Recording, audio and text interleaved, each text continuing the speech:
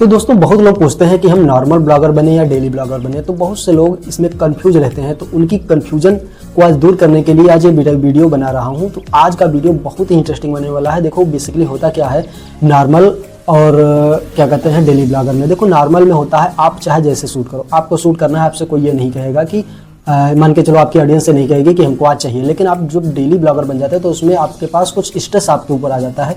तो आज डिटेल में इसी बारे में बात करने वाले हैं। तो अगर आप नए हो तो चैनल को सब्सक्राइब कर देना, वीडियो को लाइक कर देना और अंत तक बने रहना, क्योंकि बहुत ही इंपॉर्टेंट होने वाली है। क्योंकि काफ़ी रिसर्च करके ये वीडियो बनाया जा रहा है। इसमें मैंने टोटल 5 चीज़ें ली हैं जो काफ़ी इंपॉर्टेंट है न्यू ब्लॉगर के लिए, यानी जो अपनी कैटेगरी या अपनी जो चुनने में उनको दिक्कत हो रही है या समझ नहीं पा रहे हैं कि हम डेली ब्लॉगर बने या नॉर्मल ब्लॉगर बने, तो उनके लिए मैं 5 चीज़ें ऐसी लिख के लाया हूँ जो आपके वीडियो में बहुत अच्छा इन्फॉर्मेशन डालेंगी और आपके बच्चे वीडियो ग्रो करने में सहायता मिलेगी।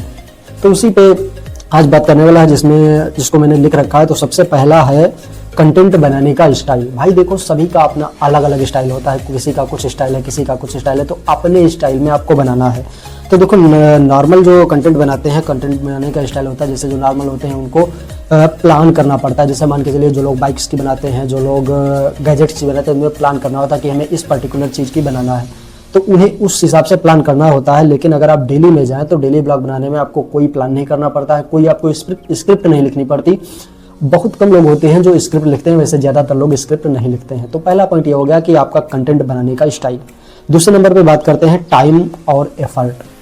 देखो होता क्या है टाइम और एफर्ट, इस पॉइंट का मतलब ये है कि टाइम, जैसे आप अगर नॉर्मल ब्लॉगर हो तो आपको टाइम की कोई चिंता नहीं है, क्योंकि अगर आप नॉर्मल हो तो आपको टाइम से क्या मतलब, जैसे आप हफ्ते में 2 डाल रहे हो या 4 डाल रहे हो तो आपको मान के चलिए उतनी दिक्कत भी नहीं, यानी एफर्ट भी नहीं लग रहा और टाइम की भी वो नहीं। लेकिन वहीं भाई आप अगर डेली ब्लॉगर बनते हो ना तो टाइम आपके लिए बहुत महत्वपूर्ण है, बहुत ज़रूरी है। क्योंकि मान के चलो एक दिन आपने वीडियो नहीं डाली तो आपका जो है सब्सक्राइबर्स है या ऑडियंस जो है वो आपको मैसेज करेगी, या जो भी आपने दे रखा है, इंस्टाग्राम दे रखा है या कमेंट दे रखा है, वो आपसे पूछेगी कि आज वीडियो क्यों नहीं आया। तो भाई उसमें एफर्ट है डेली ब्लॉगर में।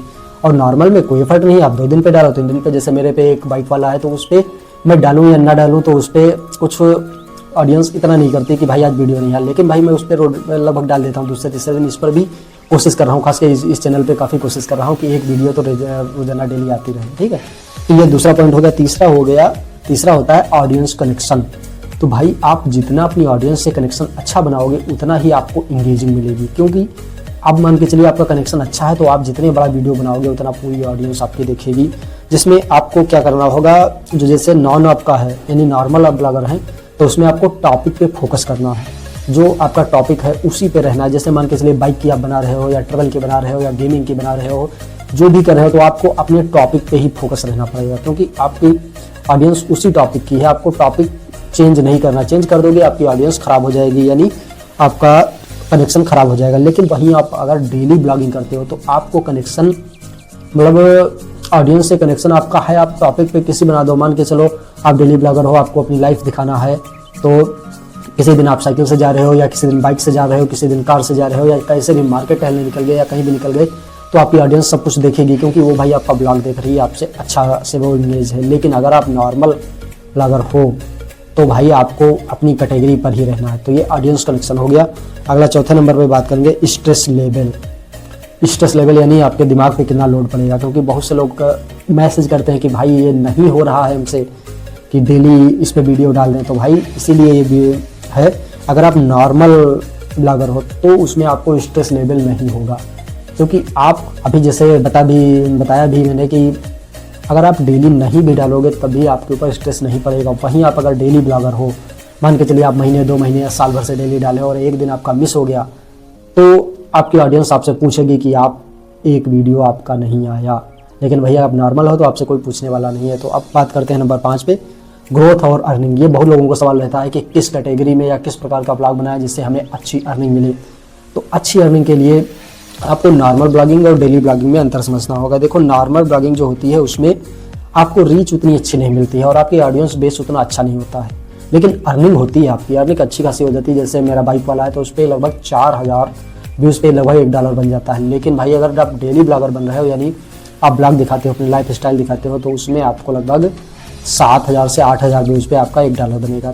लेकिन उसमें आपकी कुछ दिनों बाद, 1 साल बाद डेली ब्लॉगिंग में आपकी ऑडियंस बहुत अच्छी बन जाएगी, जिससे आपकी ऑडियंस कनेक्शन, वहाँ भाई ऑडियंस बहुत ज़्यादा है और ग्रोथ और रीच बहुत अच्छी है डेली ब्लॉगर में। लेकिन आपको थोड़ा मंच के काम करना है, आपको दिल से काम करना है, आपको ज़रूर मिलेगा। बस इन वीडियोज़ में आपको बस एक ही चीज़ नहीं छोड़ना है, कंसिस्टेंसी।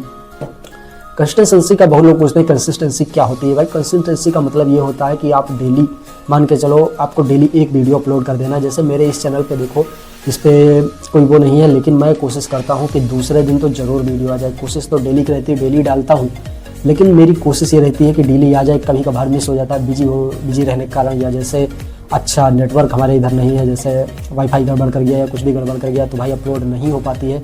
जैसे कि आपने देखा होगा, एक दिन 2-3 दिन पहले मैंने एक वीडियो का जो है थंबनेल डाला था कि कमिंग सून, लेकिन भाई उस दिन इतनी दिक्कत हो गई हमारे यहाँ की उस दिन वाईफाई चल ही नहीं रहा था, अच्छी सर्विस ही नहीं मिली, तो भाई वो अपलोड ही नहीं हो पाया। तो वो दूसरे दिन आपको देखने को मिला होगा, अगले दिन।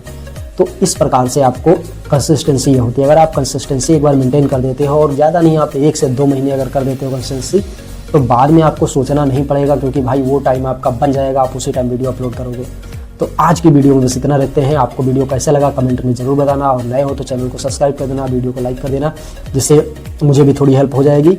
और अगर कोई आपकी अभी भी क्वेरी बच रही हो तो आप कमेंट सेक्शन में ज़रूर बताना। तब तक के लिए धन्यवाद। जय हिंद।